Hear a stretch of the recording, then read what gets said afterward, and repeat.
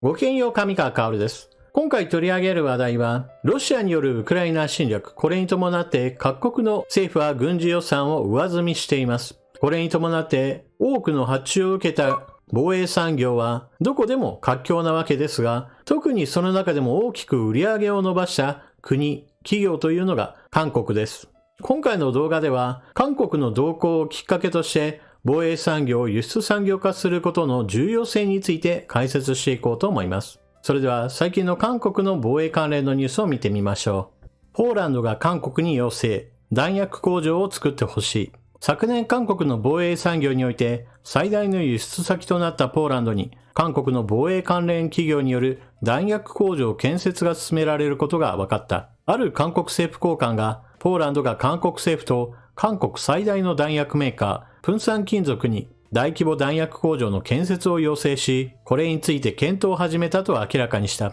ポーランドは自走砲用の砲弾や戦車の砲弾を年間10万発製造可能な弾薬工場をポーランドに建設する案を提案してきたという。ポーランドは昨年、隣接するウクライナがロシアの侵攻を受けた際、韓国の防衛関連企業と戦車を1000両、自走砲672両、多連装ロケット290機、軽攻撃機48機などを購入する大型契約を締結した。これにより、昨年末に第一次として、ポーランドに戦車が10両、自走砲が24両上陸した。ポーランドは今後、軽兵器システムを運用することから、消耗品となる弾薬を自国で製造し、安定供給する拠点を確保する狙いがある。ポーランドに軽弾薬工場が進出するのは今回が初めてだ。韓国政府とプンさんも今回の提案について前向きに検討しているようだ。ポーランドに弾薬工場が建設されれば、防衛関連輸出の成果になるのはもちろん、韓半島有事に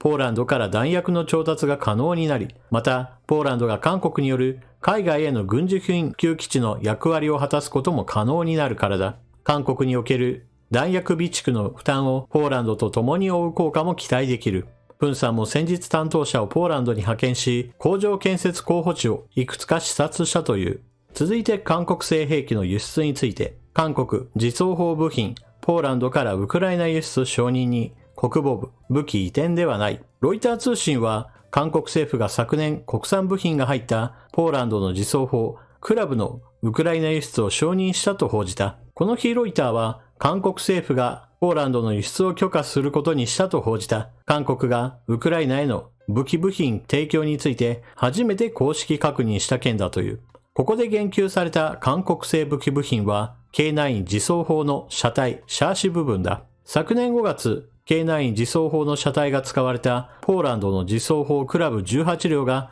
ウクライナに支援されたと報じられていた。ポーランド国営軍需企業が生産するクラブ自走砲には韓国 K9 自走砲の車体部分シャーシ部位のほか、英国製砲塔やフランス製砲身などが使われている。この日のロイターの報道直後、韓国国防部は、韓国が支援した部分は全体自走砲の一部分であり、韓国製武器体系がウクライナに移転されたわけではないとし、クラブ自走砲は韓国、イギリス、ドイツなどの支援を受けて、ポーランドで生産されたポーランドの自走砲と説明した。国防部は、ウクライナに殺傷武器を直接支援しないという政府政策に変わりはないと付け加えた。ロシアによるウクライナ侵略に伴って韓国の兵器産業はまさに戦争特需の真っ只中にあると言えます。大量の戦車、大量の自走砲、大量の多連装ロケットシステムなどを受注する賑わいぶりはかなりのものです。そしてそれらの兵器を輸出したりもしくは現地生産を許可するといったことを行うことによって韓国とは違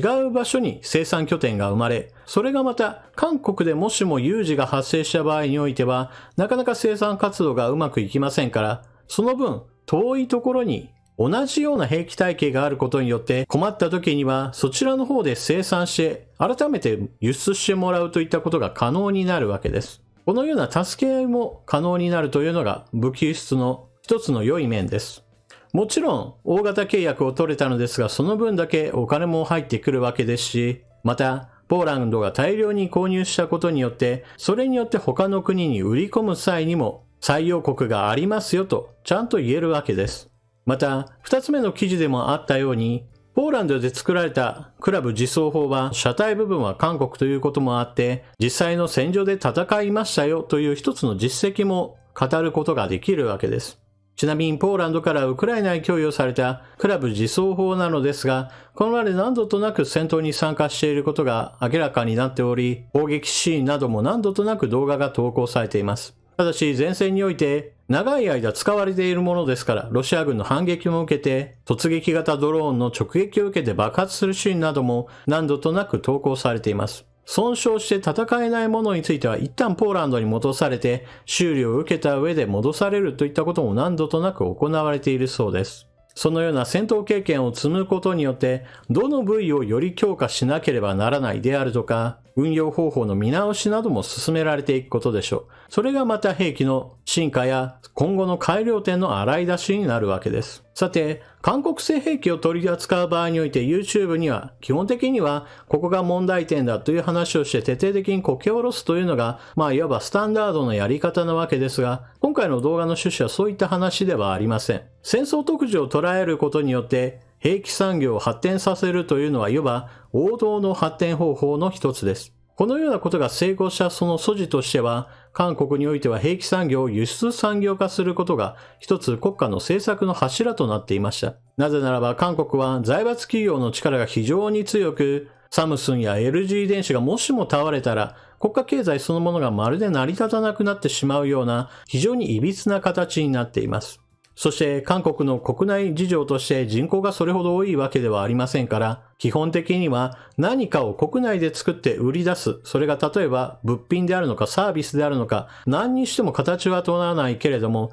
世界市場を相手にすることを前提にしなければ、なかなか産業としては成り立たないという一つの特徴があります。ですから韓国の兵器産業も、国内の需要を満たすだけではなく、なんとか外に売り出そうとしてきたわけです。様々な失敗はありつつも現在があり、そして大きく受注を伸ばしているわけです。ちなみにこうした受注を伸ばす時において少ししたたかな面が今回の記事でもありました。例えば、車体部分は韓国のものだねと言いつつも、その部分は直接の戦闘とは関係ないんだから、ポーランドからウクライナへ自走砲が渡ったとしてもいいんじゃないのといった話などはちょっとしたへりくつとも言えますし、またそのような戦争に参加した兵器だという箔をつけるという意味で許容した面もあります。また今回はポーランドに弾薬工場という話をしているわけですが、現在韓国自身もアメリカから砲弾の売ってくれという要請がかかっています。アメリカはなぜそのように韓国に対して砲弾を売ってくれと言っているかといえば、それはウクライナに大量の砲弾を供与するにあたってだんだんと米軍の備蓄も減っているからです。アメリカ自身は航空優勢を確保してミサイル攻撃なり空爆なりを行えば砲弾を大量に使うような戦い方はしないだろうと考えていましたから、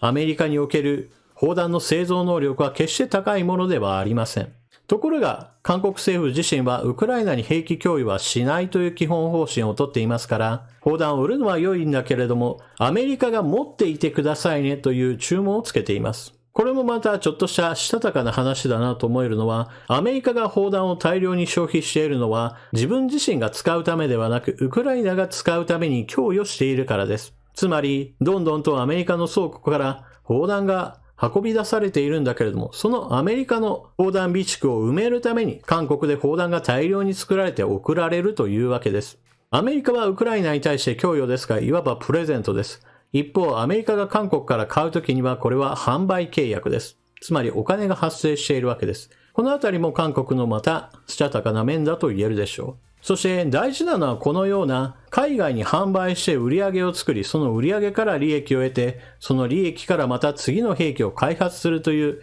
この循環をどんどんと回すことは基本的には兵器の発達においては非常に重要なことです。安全保障というのは自分の国のことだけではなく、結局のところ他の国はどうなのかなという関係性によって必要な兵器であるとか量といったものがどんどんと変わってくるものです。例えば昔々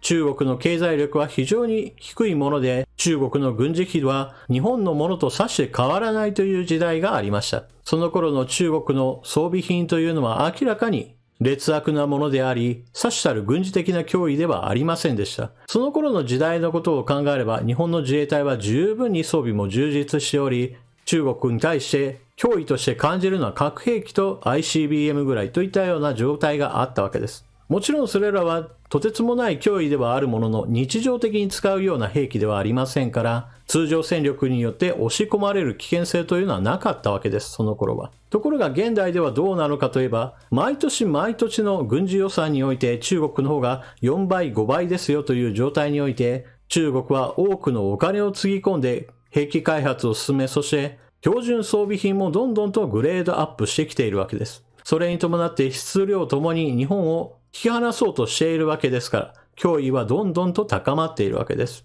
そのように周りの環境が変わってくれば日本自身も変わらなければなりません。そのような時に残念ながら日本はまだまだ昔の体制を引きずったままで兵器産業を輸出産業化することに未だに足かせをかけているような状態です。日本の防衛産業は技術力があるというのは確かにそれは正しいのですが、同時に量産が効かないために価格が高い割にそれほどの性能を維持することができないという問題を抱えつつあります。より高度な兵器を大量に作ろうと思えば、日常的に大量に買ってくれる、そのような世界市場とつながることが非常に重要です。日本国内には日本製の兵器が外に出ることに関して戦争に関わってはどうしても拒否感が強く出る人たちがいるわけですが、しかし日本の自衛隊の持っている装備品をより良いものに変えていくということは結局のところ日本の防衛力を高め、日本を甘く見るなという一つのメッセージとして抑止力として働くことになります。